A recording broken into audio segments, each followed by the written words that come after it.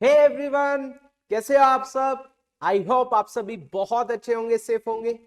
This is your on Bharat girl. Guys, आज हम आप लोगों के लिए एक बहुत अल्टीमेट वीडियो लेकर आए हैं। आज हम जो वीडियो लेकर आए हैं वो 12th क्लास के लिए, यस गाइस, 12th क्लास के लिए एक बहुत इंपॉर्टेंट वीडियो। हमने एक चैप्टर स्टार्ट किया था जिसका नाम था क्या, retirement of a partner. Yes guys, उसके रिगार्डिंग हमने कुछ टॉपिक डिस्कस ऑलरेडी कर चुके हैं लास्ट वीडियोस में, जो आप देख सकते हैं। आज जो हम टॉपिक डिस्कस करने वाले हैं उस चैप्टर से रिलेटेड वो एक बहुत ultimate topic, that is reserve accumulated profit and losses का ट्रीटमेंट क्या होगा। यस गाइस, तो आज हम इस टॉपिक के बारे में आप लोगों से डिस्कस करने वाले हैं। चलिए गाइस, स्टार्ट करते हैं इस टॉपिक को। देखिए, हमारे पास टॉपिक का नाम क्या है, reserve accumulated profits. Yes guys, accumulated profits and losses, इनका ट्रीटमेंट क्या होगा, कब, जब एक पार्टनर रिटायर हो रहा है। यस गाइस, वैसे तो आप लोगों ने टर्म 1 के अंदर admission of a partner, change in profit sharing ratio में भी ये किया होगा। अगर नहीं भी किया, नहीं भी आता है, तो गाइज मैं आज आपको इस तरीके से समझाऊंगा कि आप लोगों को सारा टॉपिक अच्छे से क्लियर हो जाएगा। तो आपको इस वीडियो को एंड तक जरूर देखना है ताकि आप लोगों को ये टॉपिक अच्छे से क्लियर हो जाए। चलिए गाइज, स्टार्ट करते हैं। सबसे पहले हम बात कर रहे हैं किसके बारे में, रिजर्व के बारे में। यस गाइज, रिजर्व के बारे में। अब बात आती है रिजर्व, पहली बात आती है रिजर्व कैसे कैसे हो सकते हैं, कौन कौन से टाइप के रिजर्व हो सकते हैं। आपको यह भी पता होना चाहिए, जब रिजर्व इन्वेस्ट कर दिया जाता है उसे फंड बोला जाता है। यस भैया, ये हम जानते हैं, रिजर्व को जब इन्वेस्ट कर देते हैं फंड बोला जाता है। तो अब रिजर्व कौन कौन से हो सकते हैं, कौन कौन से आपके एग्जाम में आ सकते हैं। गाइस, कौन से एग्जाम में आ सकते हैं, देखिए आपके पास आ सकता है general reserve, general reserve, alright, yes भैया, ठीक है। उसके बाद आपके पास आ सकता है कॉन्टीजेंसी रिजर्व, ऑलराइट, ठीक है भैया। उसके बाद आपके पास क्या आ सकता है, रिजर्व फंड, ठीक है, ऑलराइट। इसके बाद आ सकता है क्या, वर्कमैन कंपनसेशन रिजर्व या फंड, ठीक है भैया। उसके बाद आ सकता है इन्वेस्टमेंट फ्लक्चुएशन फंड या रिजर्व, ऑलराइट भैया। एक और हमने सुना है, एक हमने क्या सुना है, employees provident fund, employees provident fund भैया, ये भी आता है, ठीक है, बहुत बढ़िया। आपने तो एक बहुत अच्छा पॉइंट आपने मेरे को बताया, इसके बारे में भी डिस्कस करते हैं। सबसे पहले हम देखिए, हम सीक्वेंस वाइज चलते जाएंगे, आप लोगों को क्लियर करते जाएंगे सबका ट्रीटमेंट क्या होगा। देखिए, अगर हम जनरल रिजर्व की बात करें, कॉन्टीजेंसी रिजर्व, रिजर्व फंड, इन तीनों की बात करें गाइस, मैं इनको बाद में लूंगा। वर्कमैन कंपनसेशन रिजर्व और इन्वेस्टमेंट फ्लक्चुएशन फंड, इनके केसेस आते हैं, उनके बारे में मैं आपको डीपली बताऊंगा कि वो केसेस कैसे होंगे, आपको बहुत अच्छे से क्लियर हो जाएंगे। सबसे पहले अगर हम बात करें general reserve, contingency reserve, reserve fund, या इसी के साथ एक्यूमुलेटेड प्रॉफिट की बात करें, पहले इनके बारे में डिस्कस करते हैं, ये होते क्या है। जनरल रिजर्व जो हम किसी भी पर्पस के लिए बनाते हैं, ठीक है। कॉन्टीजेंसी रिजर्व किसी भी कॉन्टीजेंट लाइबिलिटी के लिए, रिजर्व फंड अगेन सेम वही बात। एक्यूमुलेटेड प्रॉफिट क्या होता है, देखिए गाइस, मैं तीनों चारों की बात करता हूं। अगर मैं बात करूं, जनरल रिजर्व हो गया हमारा, जनरल रिजर्व अगर मैं यहां पर आप लोगों से डिस्कस करूं, जनरल रिजर्व, ठीक है। उसके बाद कॉन्टीजेंसी रिजर्व, उसके बाद रिजर्व फंड, ठीक है। उसके बाद एक्यूमुलेटेड प्रॉफिट्स, उसके बाद लॉसेस, इन सबके बारे में बात करूं, ये तीन आइटम मैंने छोड़ दी, केवल तीन आइटम छोड़िए, बाकी सबका ट्रीटमेंट आपको बता रहा हूं बहुत इजी वे से। अब जनरल रिजर्व आपको पता है, ये अगर मैं बात करूं ये कहां कहां आते हैं। अगर मान लीजिए मैं यहां पर बैलेंस शीट बनाता हूं, ठीक है, बैलेंस शीट में जनरल रिजर्व भी यहां पर आता है, ठीक है, लाइबिलिटी होती है। उसके बाद कॉन्टीजेंसी रिजर्व भी यहां आता है, रिजर्व फंड भी यहां पर आता है। एक्यूमुलेटेड प्रॉफिट, इसका मतलब क्या है गाइस, जो प्रॉफिट एंड लॉस का क्रेडिट बैलेंस होता है, प्रॉफिट एंड लॉस का क्रेडिट बैलेंस जो अभी हमने डिवाइड नहीं किया है।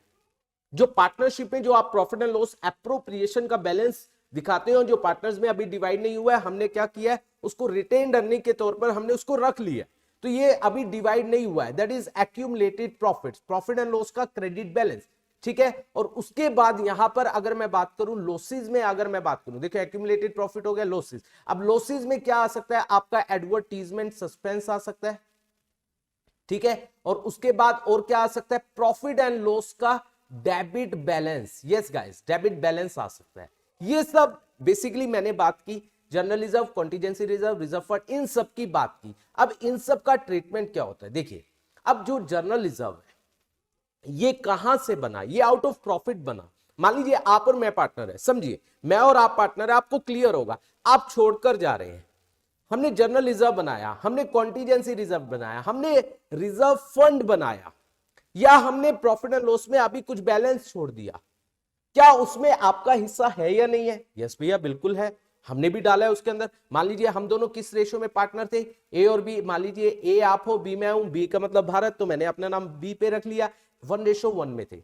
अब मान लीजिए हमने क्या किया, जनरल रिजर्व के अंदर 50,000 रुपीज डाला हुआ है, अभी बैलेंस है 50,000। उसके बाद कैपिटल रिजर्व के अंदर sorry contingency, sorry guys, contingency reserve के अंदर जो पैसा है वो 60,000 है। ऑलराइट गाइस, रिजर्व फंड के अंदर हमारे पास पैसा है, लेट्स सपोज मैं एग्जांपल ले रहा हूं आप लोगों के साथ, 40,000। उसके बाद प्रॉफिट एंड लॉस का क्रेडिट बैलेंस ये आपका है 1 लाख। तो ये क्या रिप्रेजेंट कर रहा है, ये आज आप मान लीजिए छोड़कर जा रहे हो, तो क्या जनरल रिजर्व में आपका पैसा नहीं होगा?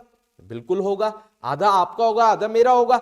Again contingency reserve, reserve fund, profit and loss, credit balance, इन सब में आपका भी आधा पैसा है और आप मेरा भी आधा पैसा है। तो जब आप जाओगे तो आप क्या कहोगे, भैया ये आधा पैसा मेरे से बिलोंग करता है, मेरा पैसा वापस करो, क्योंकि ये मेरा प्रॉफिट है, हमने इनमें ट्रांसफर किया था, मैं छोड़कर जा रहा हूं, तो ये पैसा मुझसे बिलोंग करता है, तो मुझे दो। तो क्या बोला जाता है, जब भी कोई पार्टनर छोड़कर जाता है, रिटायर होता है, तो जो जनरल रिजर्व है, कॉन्टीजेंसी रिजर्व है, रिजर्व फंड है, प्रॉफिट एंड लॉस का क्रेडिट बैलेंस है, उन्हें ओल्ड पार्टनर्स में ओल्ड रेशियो में डिवाइड कर दिया जाता है। तो आपकी भी कैपिटल ओल्ड पार्टनर्स में ओल्ड रेशियो में, तो आपकी भी कैपिटल बढ़ेगी, मेरी भी। तो ये रिजर्व खत्म होंगे तो हम एंट्री क्या करेंगे, जनरल रिजर्व अकाउंट डेबिट, इसके बाद कॉन्टीजेंसी रिजर्व अकाउंट डेबिट, उसके बाद reserve fund account debit, liability खत्म हो रही है, profit and loss account debit, credit balance आप उसको डेबिट कर दिया। 2 में क्या होगा, एस कैपिटल, और 2 में क्या होगा, बीस कैपिटल। हम दोनों में ओल्ड पार्टनर्स में ओल्ड रेशो में 1:1 में क्या कर दिया जाएगा, डिवाइड कर दिया जाएगा। ओल्ड पार्टनर्स में मैं लिख देता हूं यहां पर ओल्ड रेशो, यस गाइस, इसमें डिवाइड कर दिया जाएगा। ठीक है, ये तो बात हुई इन सब रिजर्व्स और एक्यूमुलेटेड प्रॉफिट के बारे में। अब बात करते हैं लॉसेस के बारे में। देखिए इस लॉसेस के बारे में हम बात कर रहे हैं, देखिए ये लॉसेस के बारे में बात कर रहे हैं। अब जब हम लॉसेस के बारे में बात कर रहे हैं, सुनिएगा गाइस, अब हमारे पास एडवर्टीजमेंट सस्पेंस है या प्रॉफिट एंड लॉस का डेबिट बैलेंस है, तो इसका क्या होगा, एडवर्टीजमेंट सस्पेंस और उसके बाद प्रॉफिट एंड लॉस का डेबिट बैलेंस। भैया जब आप प्रॉफिट्स लेकर जा रहे हो, अब मैं रह गया, मैं क्या कहूंगा, भैया जब आप प्रॉफिट जो हमने रिजर्व में डाला था, हमारा प्रॉफिट एंड लॉस का क्रेडिट बैलेंस था, उन सब में आधा आधा ले गए, भैया मैं अकेला लॉस क्यों बियर करूंगा? आज तक जो लॉस हुआ है उसमें आप आधे भी पार्टनर हो, आप छुप के जा रहे हो, भैया लॉस तो मैं नहीं लूंगा, प्रॉफिट तो मैं ले जाऊं, मैं जाने थोड़ी दूंगा भैया, आपको नहीं दूंगा जाने। मैं कहूंगा भैया आप अगर प्रॉफिट लेकर जा रहे हो, आप रिजर्व में से सारा आधा आधा पैसा लेकर जा रहे हो, तो आप लॉस भी लेकर जाइए। तो उससे क्या होगा, अगेन इसे भी क्या किया जाता है, जब एक पार्टनर रिटायर होता है, इसे ओल्ड पार्टनर्स में ओल्ड रेशियो में डिवाइड किया जाता है, तो हम दोनों की कैपिटल कम हो जाएगी, डेबिट होगी। तो क्या होगा, एस कैपिटल अकाउंट डेबिट, बीस कैपिटल अकाउंट डेबिट, 2 में अब ये क्या है, एज अ डेबिट बैलेंस होता है, इनका एसेट के तौर पर दिखाया जाता है, क्योंकि हमें इसको राइट ऑफ करना होता है, तो इसको क्रेडिट करेंगे, खत्म होगा एडवर्टीजमेंट सस्पेंस। और 2 में जो डेबिट बैलेंस है प्रॉफिट एंड लॉस का, प्रॉफिट एंड लॉस अकाउंट, इसे भी क्या किया जाएगा, अगेन ओल्ड पार्टनर्स में गाइस इन ओल्ड रेशो में क्या कर दिया जाएगा, डिवाइड कर दिया जाएगा। तो ये सब ट्रीटमेंट हुआ जो हमने रिजर्व और एक्यूमुलेटेड प्रॉफिट के बारे में बात की। अब हमारे पास देखिए हमने ये सब बात की, इसके बाद जो हमारे पास ये बात आती है workman compensation reserve, investment fluctuation fund, और इसके बाद आया एम्प्लॉयज प्रोविडेंट फंड, जिसको मैंने अलग से क्या किया है गाइस, अलग से मैंने इसको सर्कल किया है। अगर मैं इसके बारे में, पहले हम इसके बारे में पढ़ते हैं गाइस। फंड है भैया, ये भी तो फंड है, आपने बोला रिजर्व को जब इन्वेस्ट कर देते हैं उसको फंड बोला जाता है, बेसिकली जब रिजर्व इन्वेस्ट होता है उसे फंड बोला जाता है, तो ये भी तो वही हुआ। नहीं गाइस, ये employees provident fund basically employees से रिलेटेड है। हम ये पैसा, ये हमारा पैसा नहीं है, ये एम्प्लॉयज से रिलेटेड पैसा है, एम्प्लॉयज का पैसा है, हम इसको डिवाइड नहीं कर सकते, दैट इज आवर लायबिलिटी। इसको लायबिलिटी में दिखाया जाएगा, ये हमारा पैसा नहीं है, तो ये डिवाइड नहीं होगा। अब बात आई वर्कमैन कंपनसेशन रिजर्व और इन्वेस्टमेंट फ्लक्चुएशन रिजर्व। गाइस इसके क्या है, केसेस है। अब केसेस को बहुत ध्यान से आपको समझना है।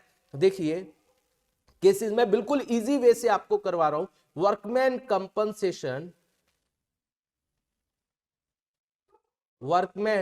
कंपनसेशन रिजर्व या फंड, ठीक है गाइस। मान लीजिए हमारे पास कितना है, 1 लाख, ठीक है। अब अगेन हमने इसमें 1 लाख रुपीस डाला हुआ है, 50 आपका है, 50 मेरा है। अब इसके रिगार्डिंग केसेस क्या है, देखिए इसके केसेस जो बनते हैं वो 4 बनते हैं। अगर मान लीजिए वर्कमैन कंपनसेशन के रिगार्ड में कोई, वर्कमैन कंपनसेशन रिजर्व होता किस लिए, अगर वर्कर को चोट लग जाए उसके लिए हम क्या बनाते हैं, वर्कमैन कंपनसेशन रिजर्व बनाते हैं कि बीच में काम करते करते अगर चोट लग गई तो इसमें से हम क्या करेंगे, उसको पे ऑफ कर देंगे। मान लीजिए कोई लाइबिलिटी क्रिएट नहीं हुई है, मान लीजिए लाइबिलिटी जो है वो नील है, मतलब कोई चोट नहीं लगी है, तो क्या होगा, आप छोड़ कर जाओगे, भैया पैसा इसमें 1 लाख पड़ा हुआ है, आधा मेरे को दो, आप आधा आप रखो, दैट्स इट, बिल्कुल सही बात है।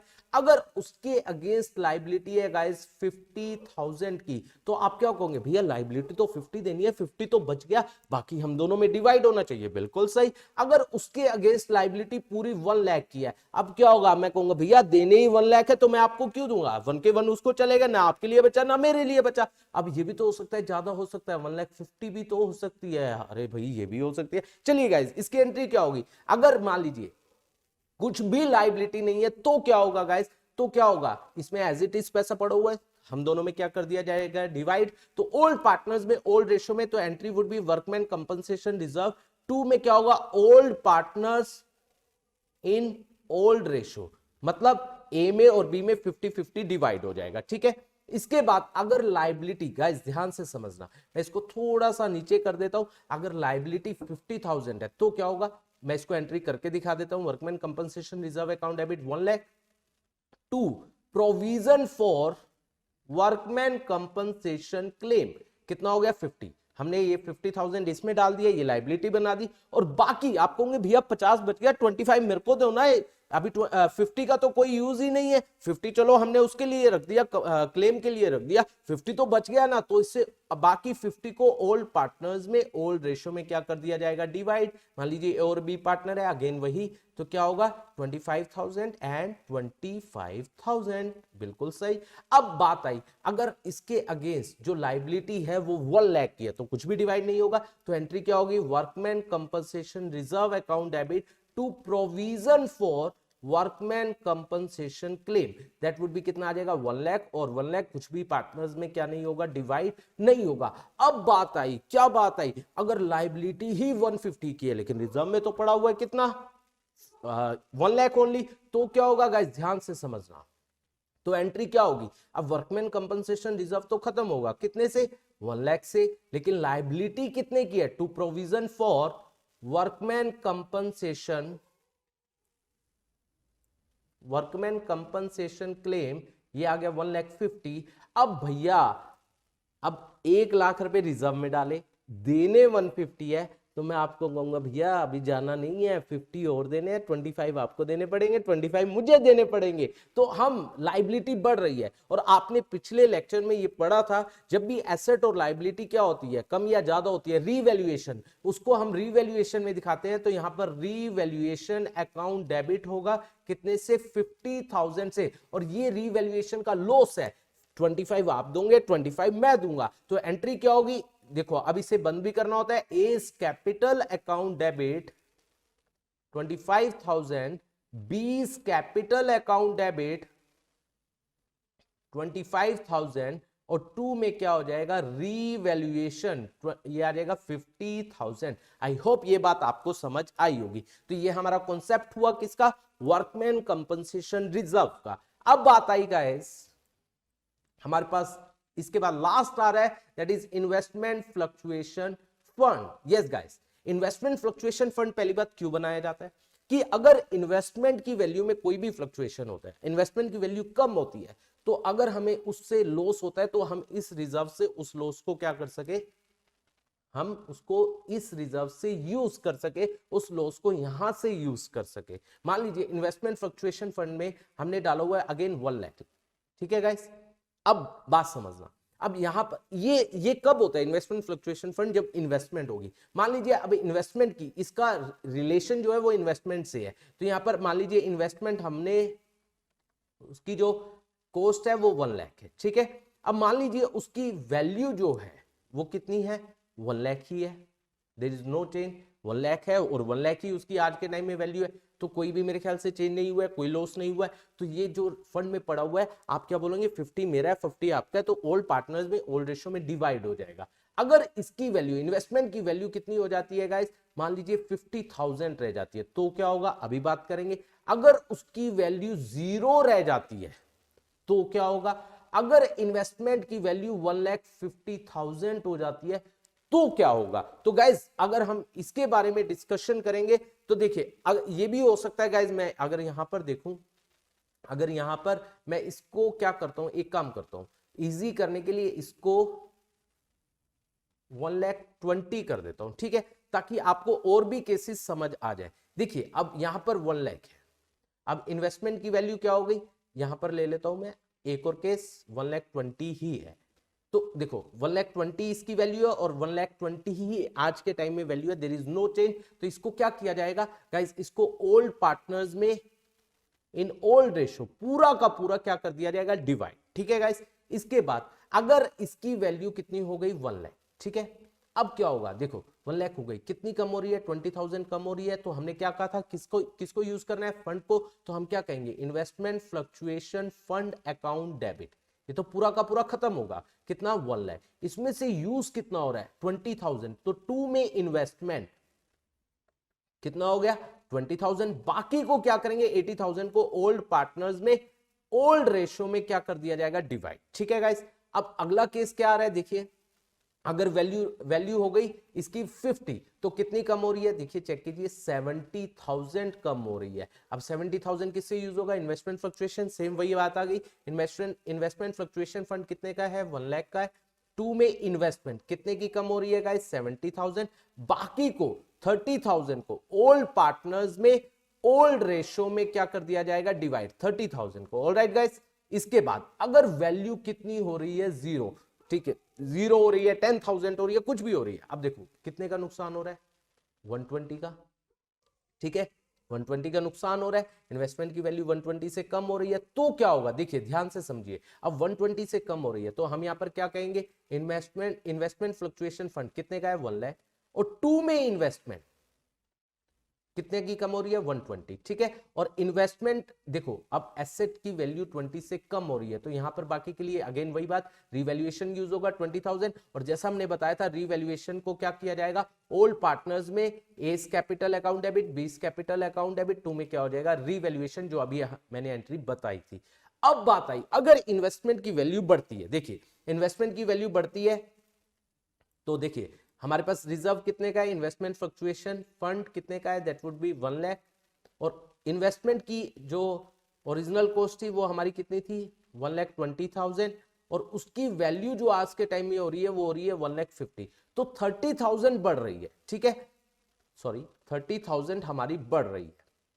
अब क्या फंड का यूज हुआ, नहीं, तो पहले इसको क्या किया जाएगा, ओल्ड पार्टनर्स में ओल्ड रेशियो में, तो हम क्या कहेंगे, इन्वेस्टमेंट फ्लक्चुएशन फंड 2 में क्या हो जाएगा, old partners in old ratio, 1 lakh को दोनों में डिवाइड कर दिया जाएगा, 50 और 50, ठीक है गाइस, अगर 2 पार्टनर है।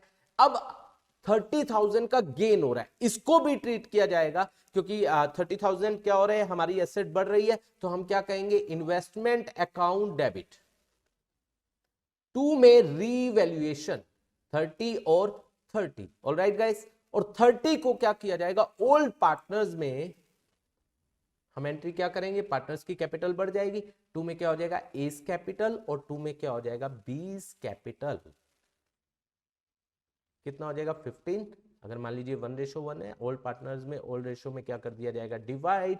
आई होप ये टॉपिक भी आप लोगों को आया होगा। तो आज जो टॉपिक हमने आप लोगों के साथ डिस्कस किया है वो क्या किया है कि reserve accumulated profit and losses को किस तरीके से ट्रीट किया जाता है अगर पार्टनर रिटायर हो रहा है, आपको बहुत अच्छे से समझ आया होगा। आई होप अगर आपको आया है तो गाइज इस वीडियो पर लाइक एंड कमेंट जरूर कीजिए। और अगर अभी तक आप लोगों ने हमारे चैनल को सब्सक्राइब नहीं किया, जल्दी से हमारे चैनल को सब्सक्राइब कर लीजिए। Thank you so much for watching this video. Thank you so much.